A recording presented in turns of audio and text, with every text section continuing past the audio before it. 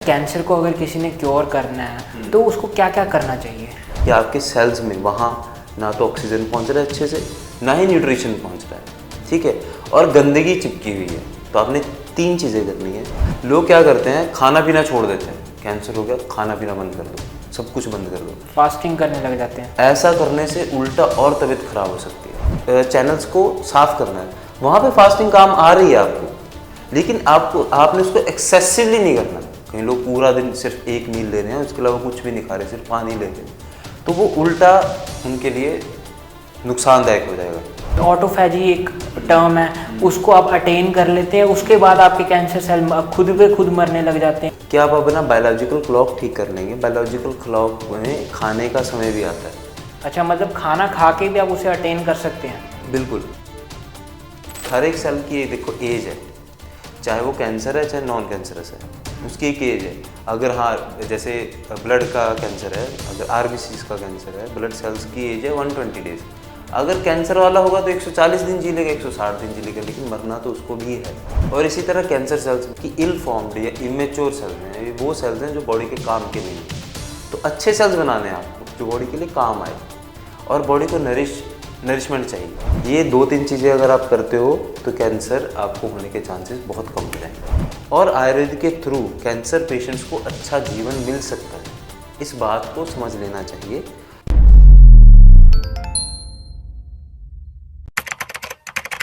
नमस्कार, D5 channel Hindi देख रहे सभी दर्शकों का मैं विभोर चट्ठा स्वागत करता हूं। आज हमारे साथ स्टूडियो में मौजूद हैं डॉक्टर शुभम बंसल। डॉक्टर साहब, आपका बहुत बहुत स्वागत है। आप वर्धा आयुर्वेदा के फाउंडर हैं, आज हमारे साथ जुड़े हुए हैं। सर, आपका बहुत बहुत स्वागत है। धन्यवाद। सर, आज हम कैंसर के ऊपर बात करेंगे, क्योंकि फिलहाल के टाइम में यंगस्टर लोगों में भी कैंसर देखने को मिल रहा है, छोटे छोटे बच्चों में भी कैंसर हो रहा है, ब्लड कैंसर हो रहा है, कई तरीके के कैंसर हो रहे हैं। तो मैं कैंसर के कॉमन टॉपिक पे बात करूंगा, कैंसर क्यों हो रहा है, क्या वजह है और कैंसर होता क्या है? देखिए, कैंसर एक असीमित ग्रोथ है, मतलब जितना ग्रोथ आपकी बॉडी में होना चाहिए किसी पोर्शन का, किसी सेल्स का, उससे बहुत ज़्यादा मात्रा में उन सेल्स का बनना एक कैंसर होता है, ठीक है। अब वो जो कैंसर सेल्स हैं वो आपकी बॉडी में जो काम नॉर्मल सेल करता है वो काम नहीं कर पाते, क्योंकि जल्दबाजी की वजह से वो अच्छे सेल्स नहीं बनते हैं, नॉर्मल सेल्स नहीं बनते, अब नॉर्मल सेल्स बनते हैं। अब ये होता क्यों है? जैसे आपने कहा कि आजकल बच्चों में देखा जाता है, मतलब क्या है, ज़्यादातर ओल्डर एज में देखा जाता है कैंसर। होता क्या है कि आपकी बॉडी 2 चीज़ों पे मेनली चलती है, आपके न्यूट्रिशन और दूसरा ऑक्सीजन पे।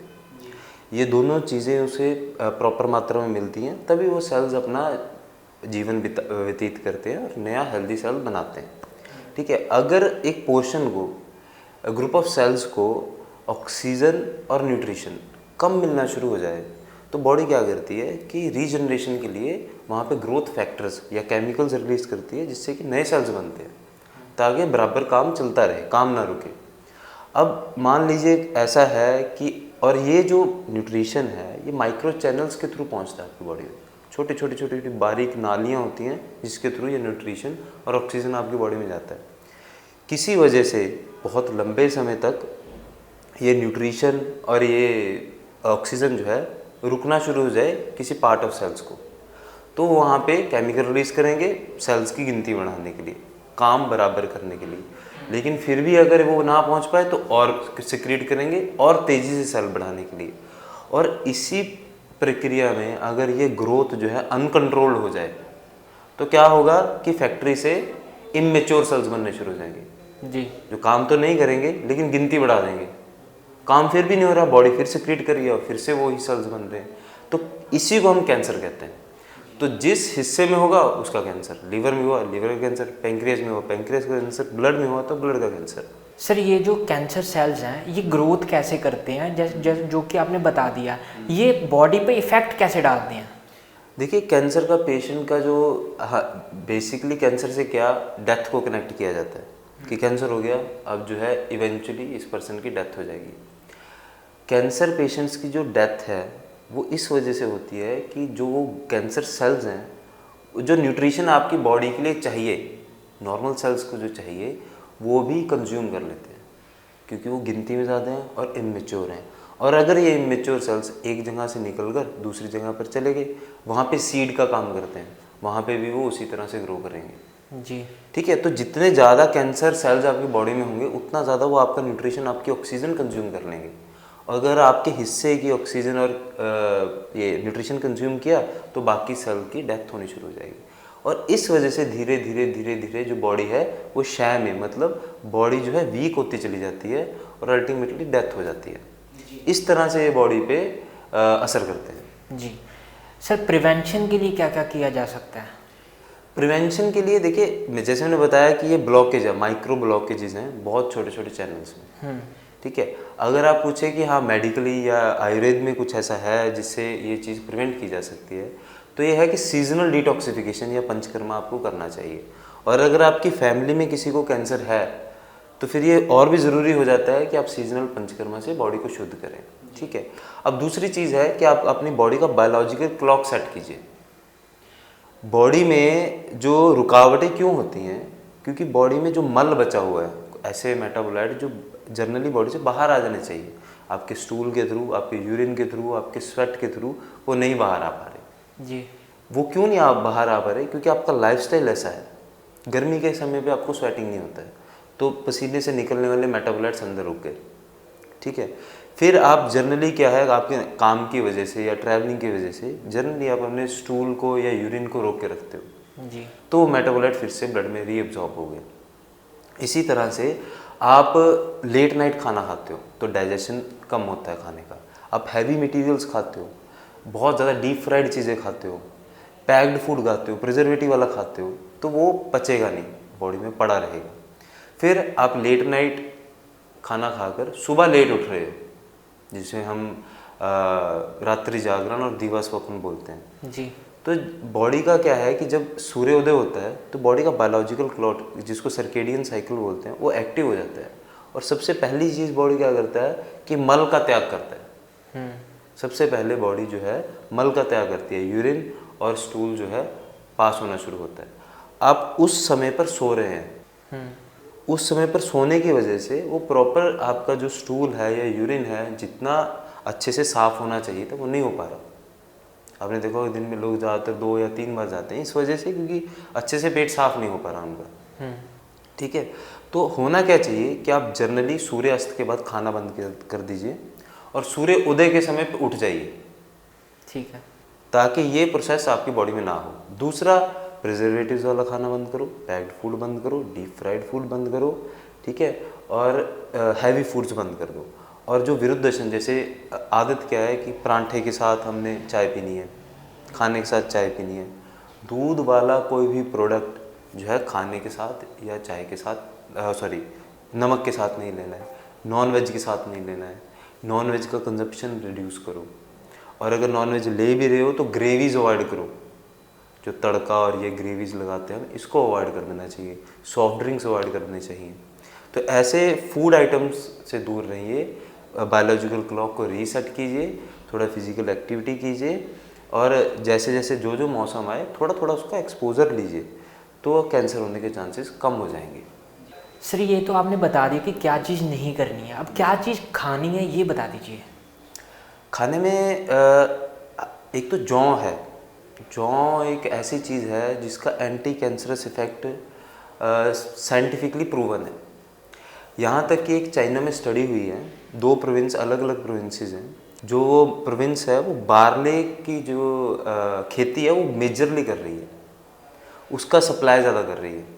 तो सप्लाई ज़्यादा कर रही है मतलब बार्ले के इन्वायरमेंट में ज़्यादा रह रही है ना, किसी ना किसी वे में इनकी बॉडी में वो बार्ले का जो है वो कंज्यूम हो रहा है। बार्ले मतलब जौ के उत्पाद कंज्यूम हो रहे हैं। तो उन दोनों में कैंसर प्रेवलेंस को देखा गया। और शंघाई, जिसमें बार्ले बीजा ही नहीं जाता या जिसमें मार्केट ही नहीं होता, वहाँ पे कैंसर परसेंटेज ज़्यादा है in comparison to that province. जी। तो बार्ले में एक बहुत अच्छी एंटी कैंसरस प्रॉपर्टीज़ है। आयुर्वेद में कहा गया है, हमारे इंडियन कल्चर में कहा गया है कि बार्ले जो है, जौ जो है, अन्नपूर्णा की नाभि से निकला है। इतनी ज़्यादा इंपॉर्टेंस दी गई है। आप हर नवरात्रों में जौ को बीजते हो, उसकी इंपॉर्टेंस को बताने के लिए। नवरात्रे वो समय होता है जब टेम्परेचर शिफ्ट्स आ रहे होते हैं, मौसम बदल रहा होता है, आपकी इम्यूनिटी कमज़ोर है, आपका डाइजेशन कमज़ोर है। उस समय आपको बार्ले बीजने का कल्चर, जौ बीजने का कल्चर बनाया गया है, और उन्हीं को हम देवता को चढ़ाते हैं। जबकि खाने में यूज़ नहीं करते हैं। खाना हमारा टोटली व्हीट और राइस पे डिपेंडेंट है। तो जौ को जो है अपनी डाइट के अंदर इनकॉर्पोरेट करना चाहिए, वो शुरू करना चाहिए। अब जौ का आटा लीजिए, जौ के, हाँ, और एक और चीज़ है कि जौ का जो ग्रास होता है ना, बार्ले ग्रास, उसका जूस पीना चाहिए निकाल के। Wheat grass juice. Wheat grass अलग चीज़ है, व्हीट ग्रास कनक का है, बार्ले ग्रास अलग है। जो आप जौ बीजते हैं, जो उस पे देवता वगैरह को चढ़ाते हैं दशहरे वाले दिन, बार्ले ग्रास जूस। हाँ, उसका जूस पीना चाहिए। वो एक बहुत अच्छा एंटी कैंसरस ड्रग है। इसके अलावा आपने सारी वो चीज़ें खानी हैं या लेनी हैं जो ब्लड को अच्छा रखती हैं, जैसे कि गाजर होगी, ठीक है, चुकंदर हो गया, अनार हो गया, अनार एक बहुत अच्छा एंटी कैंसरस एजेंट है, ठीक है, एप्पल हो गया। इन चीज़ों को अपनी डाइट में इनकॉर्पोरेट करना है। आंवला कैसे इफेक्ट करता है कैंसर सेल्स में? आंवला एक रिजुविनेटर है। आंवला, ये समझिए कि आंवला आपका रक्षक है जी। अगर आप फ्रूट्स में देखो, अगर आप आयुर्वेदिक ड्रग्स में देखो, तो आपके रक्षक का काम सिर्फ एक ही चीज़ कर सकता है, वो है आंवला। आचार्य चरक ने अपनी किताब चरक संहिता लिखते हुए सिंगल ड्रग्स 2 बताए हैं सिर्फ, एक आंवला और एक हरड़, उसी को डिस्कस किया है डिटेल में। और उसमें से भी जो आंवला है वो सबसे पहले बात की है उसकी, इतना ज़्यादा इफेक्टिव है। वो आपकी एज को इंक्रीज़ करता है, ऐसा बताया जाता है कि आपकी एज को इंक्रीज़ करता है। अब जनवरी महीने में आचार्य चरक ने एक चैप्टर में लिखा है कि जनवरी महीने में अगर आपने 100 आंवला, जब वो नए आंवला पक जाते हैं, 100 आंवला खा लिए तो आपकी एज 100 साल हो जाएगी। जी। ये उपमा इस वजह से है, ये बताना चाह रहा है कि आपकी बॉडी में जो डाइंग सेल्स हैं या डिजीज्ड सेल्स हैं, उनकी ग्रोथ को रोक देगा और अच्छे सेल्स को बढ़ा देगा। जी। तो इस वजह से कोई भी बीमारी है, आपको अगर डायबिटीज़ है, अगर आपको डायबिटीज़ है तो डायबिटीज़ के पेशेंट्स में ना हार्ट अटैक बहुत जल्दी होता है, वो प्रॉन टू हार्ट अटैक होते हैं। ऐसे पेशेंट्स जिनको डायबिटीज़ अभी नया डायग्नोज हुआ है या डायबिटीज़ पुराना भी है, तो उनको डेली आंवला कंज्यूम करना चाहिए। ऐसा करने से उनको हार्ट अटैक के चांसेस कम हो जाएंगे जी। और ये प्रूवन स्टडीज़ हैं, ठीक है। और इसी तरह कैंसर सेल्स, मैंने जैसे बताया पहले कि इल फॉर्म्ड या इमेच्योर सेल्स हैं, ये वो सेल्स हैं जो बॉडी के काम के नहीं हैं। तो अच्छे सेल्स बनाने हैं आपको जो बॉडी के लिए काम आए और बॉडी को नरिशमेंट चाहिए, तो ये दोनों काम आंवला करेगा। तो इस तरह से मैंने बताया कि आंवला बॉडी का, ह्यूमन बॉडी का रक्षक है। सर, कच्चे केले में भी कई कहा जाता है कि कई ऐसी प्रॉपर्टीज़ हैं जो कि कैंसर सेल से लड़ने में कामयाब हैं।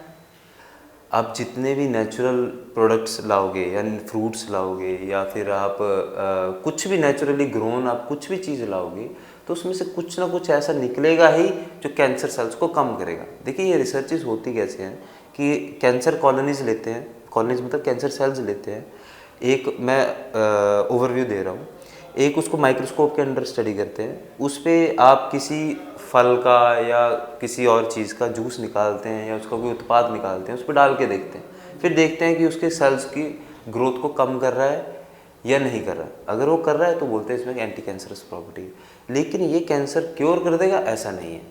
तो इन चीज़ों को ऐसा सुन के कि कच्चा केला खाना शुरू कर देते हैं, इस ऐसे कैंसर को क्योर करना मुश्किल है।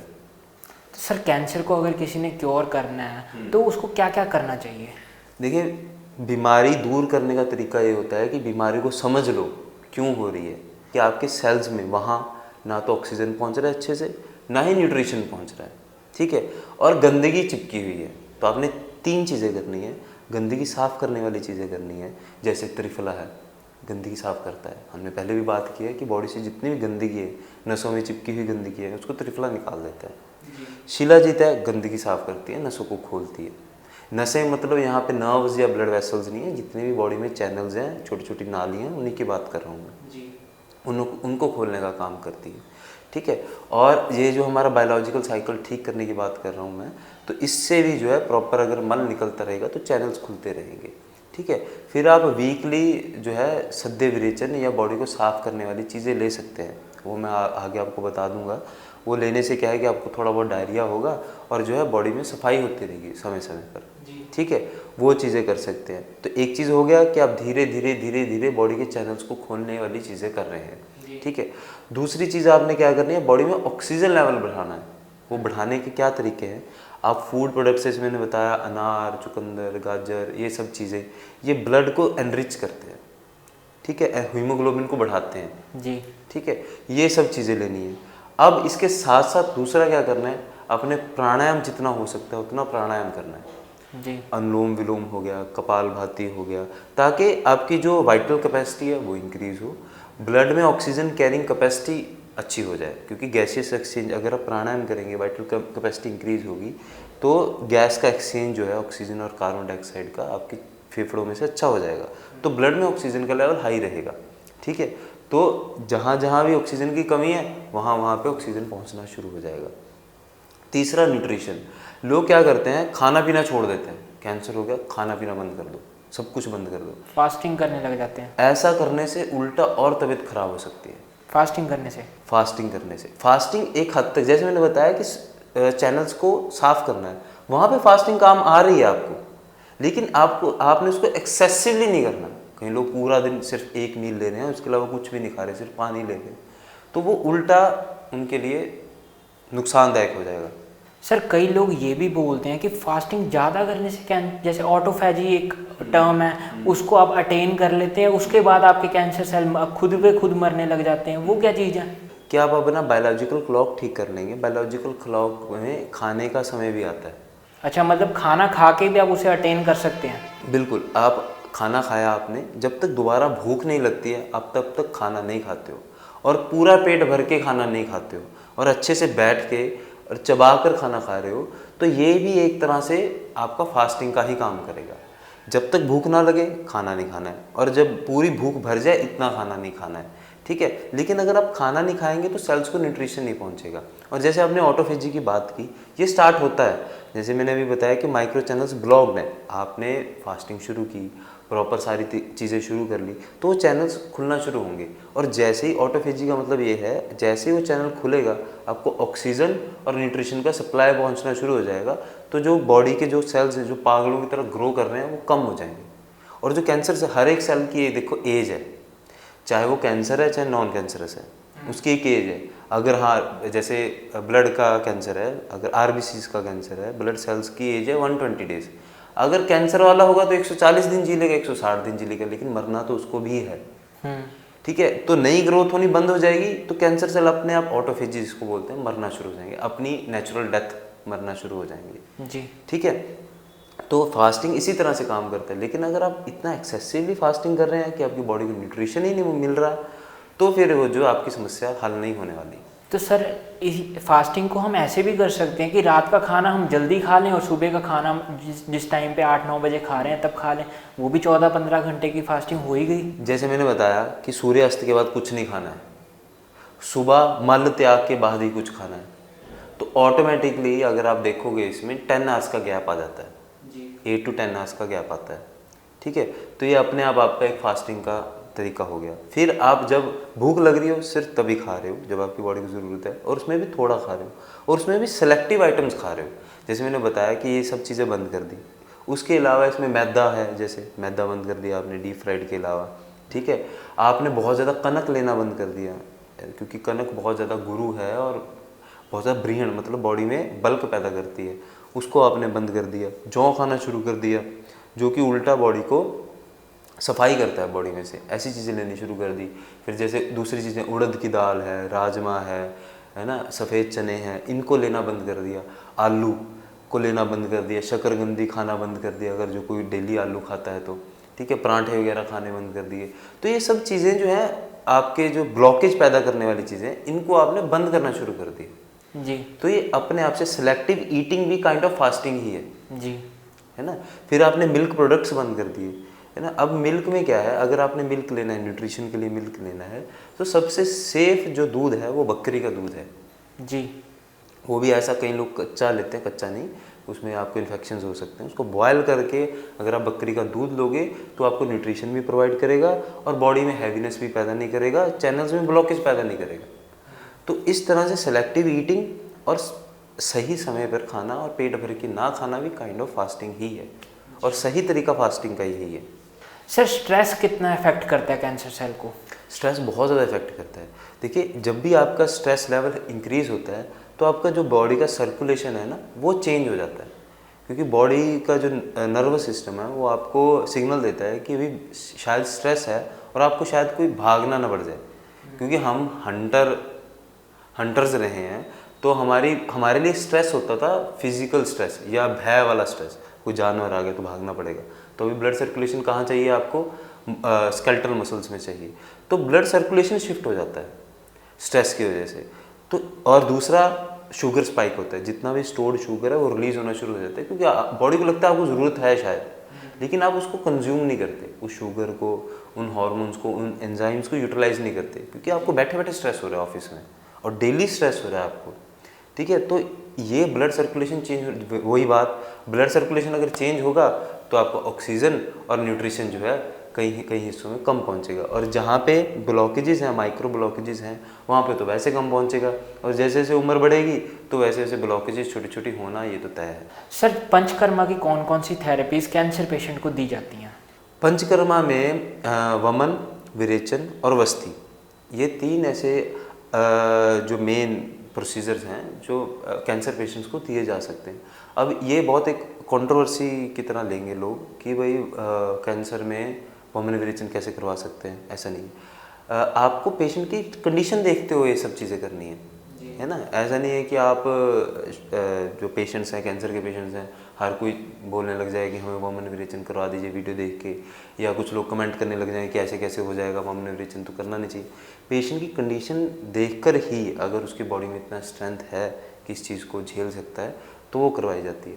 इसके अलावा आप उनको पैलिएटिव ट्रीटमेंट के लिए, मतलब आराम देने के लिए मसाज और सेक, ये सब चीज़ें तो कर ही सकते हैं, उसमें कोई इशू नहीं है। लेकिन वमन विरेचन और वस्ती ये मेन चीज़ें हैं जो हम कैंसर पेशेंट के ट्रीटमेंट में इनकॉर्पोरेट करते हैं। ये कैसे इफेक्ट करता है? वमन विरेचन हमने जैसे पहले भी पॉडकास्ट रिकॉर्ड किया है इस पर, स्पेशली पंचकर्मा पे। वमन विरेचन का काम है बॉडी को साफ कर देना। ठीक है, जैसे कोई कपड़ा मैला है, एक तो होता है झाड़ना उसको, एक होता है बिल्कुल धो देना उसको, वो धोने वाला काम जो है पंचकर्मा करता है। और अगर आपने धो दिया तो आपके चैनल्स वैसे खुल जाएंगे, तो एक पॉइंट तो आपका कवर हो गया ना उसमें से, 3 में से। उसके बाद आप उसको जो भी डाइट दोगे या मेडिसिन दोगे वो अच्छे से उसको असर दिखाएगी, है ना। और इसी वजह से मैंने बोला कि जिनकी फैमिली में कैंसर का वो है, हिस्ट्री है, या फिर जिनकी लाइफ में बहुत ज़्यादा स्ट्रेस है, उनको तो स्पेसिफिकली जो है टाइम टू टाइम ये वमन विरेचन, ये सब थेरेपीज लेनी चाहिए। और क्या क्या सावधानियां रख सकते हैं कैंसर पेशेंट्स? देखिए, कैंसर से बचना है तो सबसे पहली बात तो ये है, अपना बायोलॉजिकल क्लॉक ठीक कीजिए, और दूसरा खुश रहिए जी, निश्चिंत रहिए। ज़्यादा बोझ लेने की ज़िंदगी में ज़रूरत नहीं है। इंसान खुद को बहुत ज़्यादा सीरियसली लेता है, जिसकी वजह से समस्याएं अपनी ज़िंदगी में खुद बढ़ा लेता है। ठीक है, तो बहुत रिलैक्स्ड रहिए, मेंटली काम रहिए, जिससे कि आपका बायोलॉजिकल क्लॉक सेट होगा। ठीक है, समय पर सोइए, समय पर उठिए, साफ खाना खाइए, भूख लगने पर खाना खाइए, ग्लूटनी मत कीजिए कि अगर खाना सिर्फ कलर देख के या टेस्ट देख कर मत खाइए, आपकी बॉडी की ज़रूरत के हिसाब से खाइए, और फिजिकली एक्टिव रहिए। बस ये 2-3 चीज़ें अगर आप करते हो तो कैंसर आपको होने के चांसेस बहुत कम हो जाएंगे। डॉक्टर शुभम, जाते जाते आप हमारे दर्शकों को क्या संदेश देना चाहेंगे? कैंसर एक महाबीमारी बन चुका है। जिसको कैंसर नहीं भी है वो कैंसर से डरता है। अपनी लाइफस्टाइल अगर आप ठीक रखोगे, खाना ठीक रखोगे, आयुर्वेद को नुस्खों की तरह से नहीं लेकिन एक साइंस की तरह से देखोगे, समय समय पर आप अपना पंचकर्मा करवाओगे, बॉडी को डिटॉक्स करवाओगे, तो आपको कैंसर होने के चांसेस बहुत कम हैं, और आयुर्वेद के थ्रू कैंसर पेशेंट्स को अच्छा जीवन मिल सकता है। इस बात को समझ लेना चाहिए। यही मेरा एक संदेश है जो हर किसी के पास पहुंचना चाहिए। डॉक्टर शुभम, आपने बहुत महत्वपूर्ण जानकारी दी, आप हमारे साथ जुड़े, आपका बहुत बहुत धन्यवाद। धन्यवाद। अगले एपिसोड में फिर मुलाकात होगी, तब तक के लिए नमस्कार।